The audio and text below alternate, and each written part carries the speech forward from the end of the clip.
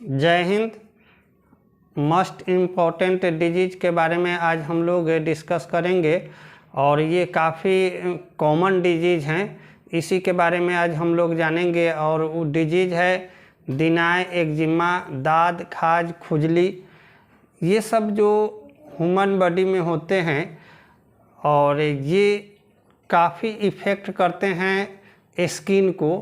तो इसी के बारे में आज हम लोग डिस्कस करने वाले हैं और जानने वाले हैं कि इसके साइन, सिम्टम, लक्षण और इसका कैसे उपचार करें और कौन कौन से विधि से उपचार करें ताकि यह जल्दी से ठीक हो। तो अब दिनाय, दाद, खाज, खुजली, एक्जिमा जो स्किन डिजीज हैं अब मिनटों में होंगे समाप्त।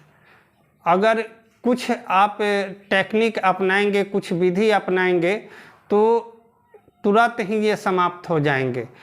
अब मुख्य रूप से हम लोग जानते हैं दिनाय, एक्जिमा, दाद, खाज, खुजली होते क्यों हैं और कैसे होते हैं और इसके कॉजेटिव एजेंट कौन हैं, इसके बारे में हम लोग जानेंगे। तो मुख्य रूप से दिनाय, खाज, खुजली जो है ये सब के सब स्किन डिजीज हैं और स्किन के जो डर्मिस लेयर होते हैं उन्हीं भाग को ये इफ़ेक्ट करते हैं। और इसके जो चिकित्सा होते हैं, जो डॉक्टर होते हैं, उनको हम लोग डर्मेटोलॉजिस्ट कहते हैं। और ये डर्मेटोलॉजिस्ट जो स्किन से संबंधित जो डिजीज होते हैं उसके बारे में वो उसका ट्रीटमेंट करते हैं। तो आज हम लोग मुख्य रूप से डिस्कस करने वाले हैं कि दिनाय, दाद, खाज, खुजली को तुरंत कैसे ठीक करें, इसी के बारे में। तो दिनाय, दाद, खाज, खुजली जो है वह एक फंगल इन्फेक्शन के द्वारा होता है। ह्यूमन बॉडी को के जो स्किन होते हैं, सबक्यूटेनियस सिस्टम जिसको हम लोग कहते हैं, उसी को इफ़ेक्ट करते हैं।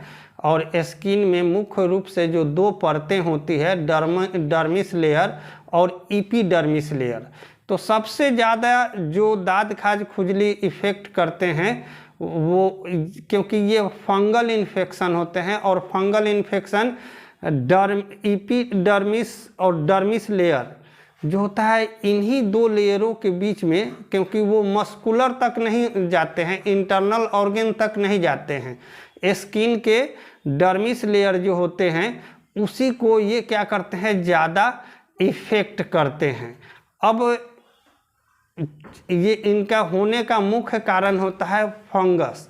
ये फंगल डिजीज होते हैं और ये फंगल क्या करते हैं कि सबक्यूटेनियस सिस्टम को क्या करते हैं कि डिजॉर्डर करते हैं। और इसके मुख्य होने का कारण और कहाँ होते हैं, तो डर्मिस यानी कि स्किन के ऊपरी जो लेयर होते हैं उस पर बहुत सारे पैचेज बनते हैं, खुजली होता है वहाँ। तो जब पार्टिकुलर स्थान पर, जगह पर पैच के रूप में वो रहते हैं तो उसको हम लोग खुजली कहते हैं। वो बहुत ज़्यादा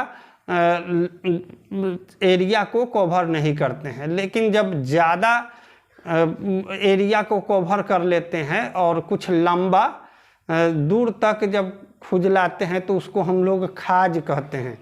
और इसी से जुड़ा दिनाय और एक्जिमा, ये भी फंगल डिजीज हैं और ये काफ़ी इचिंग करते हैं, काफ़ी इससे परेशानी होता है व्यक्ति को।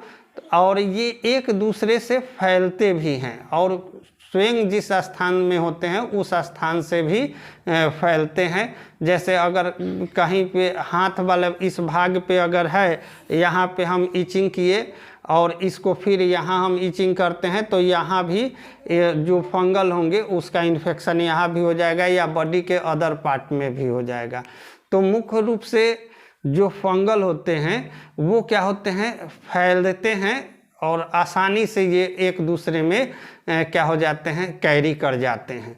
तो मुख्य रूप से हम लोगों को यह देखना है कि ये फंगल जो इन्फेक्शन होते हैं उसको रोके कैसे। तो आसान तरीका है, ऐसे मार्केट में तो बहुत सारे ऑइंटमेंट हैं, लेकिन उससे भी आसान तरीका है कि इसको हम लोग लीच के द्वारा या जोंक के द्वारा आसानी से इसको हम लोग ख़त्म कर सकते हैं। और ये लीच जो होते हैं उसके स्लेभा में स्लेभा निकलता है, और जो कि क्या होता है, दिनाय है या खुजली जहाँ जिस स्थान पे हो रहे हैं तो वहाँ से अगर उसके स्लेभा जब हम लोग जोंक को वहाँ पे सटाएंगे उस स्थान पे, तो वो सेलेब्री ग्लैंड से स्लेभा का डिस्चार्ज कर देते हैं। और जब वो स्लेभा का डिस्चार्ज करते हैं तो क्या होता है कि उस स्थान पे जो भी फंगल है वो किल होने लगते हैं। तो पहला। और दूसरा एक्जिमा जो है, क्योंकि ये डर्मिस लेयर के ऊपरी सुपरफेशियल लेयर जो होता है वहाँ वो काफ़ी प्रभावित हो गया रहता है, और वहाँ के ब्लड सर्कुलेशन क्या होते हैं, डिजॉर्डर हुए रहते हैं। तो जैसे ही हम लीच को अगर सटाते हैं वहाँ पे, तो क्या होता है कि धीरे धीरे वहाँ के ब्लड सर्कुलेशन को वो क्या करते हैं, प्यूरिफाई कर देते हैं, और जो भी वहाँ वास्ट प्रोडक्ट जो होते हैं उसको वो क्या कर जाते हैं, इनगल्फ कर जाते हैं, निगल जाते हैं। इस तरह से अगर 2-3 बार इसका हम लोग उपयोग करते हैं, लीच का जोंक वहाँ सटाते हैं, तो उसके स्लेभा से वो धीरे धीरे बिल्कुल ठीक हो जाते हैं, इचिंग बंद होने लगता है। अब हम लोग मुख्य रूप से देखेंगे कि आखिर ये इचिंग कैसे होते हैं और किस किस स्थान पे होते हैं। तो इचिंग होने का मुख्य जो स्थान है ये फंगल डिजीज हैं, और फंगल वैसे जगह पर ग्रो करते हैं जो जगह क्या हो कि जैसे कांख है या फिर जांघ का, दोनों जांघ के जो जेनाइटल ऑर्गन होते हैं, जांघ जहाँ पे स्किन क्या करते हैं, मूव करते हैं, स्किन एक दूसरे से सटे होते हैं, वहाँ पे क्या होता है, स्वेटिंग होता है, और स्वेटिंग के कारण वहाँ नमी हो जाता है और पसीना सूख नहीं पाता है। इस कारण से धीरे धीरे उस स्थान पे फंगल ग्रो करने लगते हैं। फंगल के ग्रो करने के लिए जो उत्तम वातावरण होता है उनको क्या चाहिए, मॉइस्चराइजर चाहिए। मॉइस्चराइजर से होता क्या है कि वो मॉइस्चराइजर में आसानी से ग्रो करते हैं, और इस तरह से हीट और मॉइस्चराइजर दोनों चीज़ चाहिए, जो कि वहाँ दोनों चीज़ मिल जाते हैं। जैसे पट्टा है या अंगुली का गस्सा हुआ यहाँ पे, या फिर कांख है, या फिर जहाँ पे स्किन मुड़ते हैं उस स्थान पे वो फंगल अधिक ग्रोथ करते हैं, और वहाँ पे फंगल इन्फेक्शन होने की संभावनाएं अधिक होता है। अगर हम लोग कुछ आसानी से उपाय करें तो निश्चित रूप से जो ये फंगल इन्फेक्शन है, दिनाय, दाद, खाज, खुजली, एक्जिमा, इन सब से हम लोग आसानी से बच सकते हैं। और लीच थेरेपी अगर करें तो उससे 2 से 3 दिन में ये बिल्कुल ही क्योर हो जाते हैं। इसके अलावा कुछ मार्केट में वाइंटमेंट भी हैं। उस वाइंटमेंट को हम लोग अगर यूज करते हैं, जैसे रिंग वर्म, क्योंकि ये रिंग वर्म का इन्फेक्शन होता है, वहाँ जो फंगल होते हैं वो इन्फेक्शन कर देते हैं, तो ये रिंग गार्ड के नाम से या फिर लल्लू हॉल्ट नाम से वाइंटमेंट आते हैं। बहुत सारे वाइंटमेंट हैं जो एंटी फंगल होते हैं, उसका उपयोग करेंगे तो निश्चित रूप से ठीक होंगे। और इसका जो डोज और कोर्स जो है, कोई भी दिनाय, खाज, खुजली अगर है तो उसको 1 या 2 दिन हम लोग यूज करके वाइंटमेंट को छोड़ेंगे नहीं, उसको वाइंटमेंट को लगातार 1 सप्ताह और 21 दिन तक अगर उसको हम रेगुलर वे में यूज करते हैं उस जगह पर, तो वो धीरे धीरे क्या होंगे, जो पैच बनते हैं या जो खुजलाता है या फिर जो इचिंग हो रहा है वो सब धीरे धीरे कमने लगता है। और 21 दिन तक कोशिश करना चाहिए कि उसको माने हम लोग यूज करें, ताकि जड़ से वो समाप्त हो जाते हैं इचिंग, और फिर वो दोबारा इफेक्ट नहीं करेगा। लेकिन कुछ लोग क्या करते हैं कि 1 सप्ताह या 5 दिन उसका यूज किए फिर छोड़ दिए, तो फिर क्या होता है, उस समय तात्कालिक आपको राहत मिल जाती है, लेकिन धीरे धीरे वो डर्मिस लेयर में चले जाते हैं और फिर धीरे धीरे उनका ग्रोथ होता है और फिर से ईचिंग होने लगता है। तो इसको पूर्ण रूप से समाप्त करने के लिए हम लोग 21 दिन तक उसका डोज पूरा करें, और उससे थोड़ा सा ज़्यादा भी कर देंगे तो अच्छा हो जाएगा, बिल्कुल ही ठीक हो जाएगा।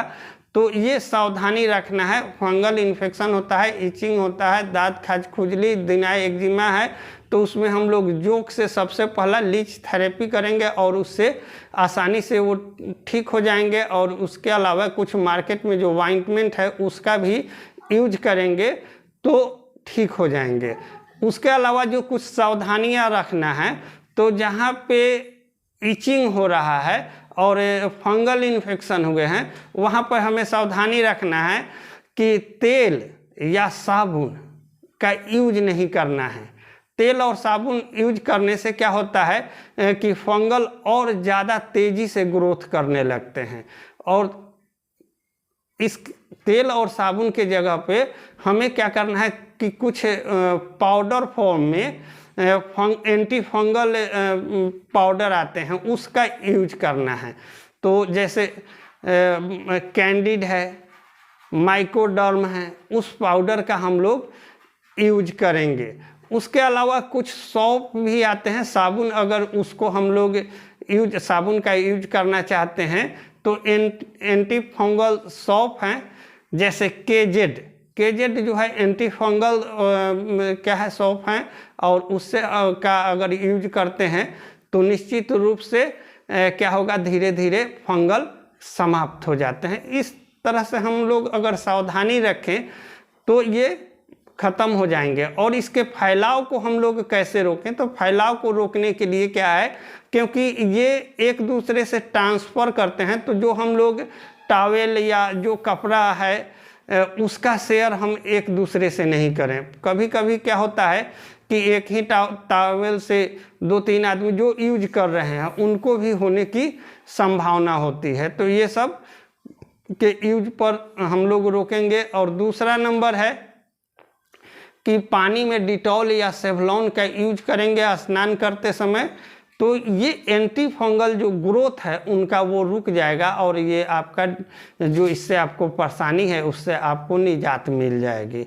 इसी तरह के नए वीडियो में फिर से हम लोग मिलेंगे। तब तक के लिए जय हिंद, जय भारत, वंदे मातरम।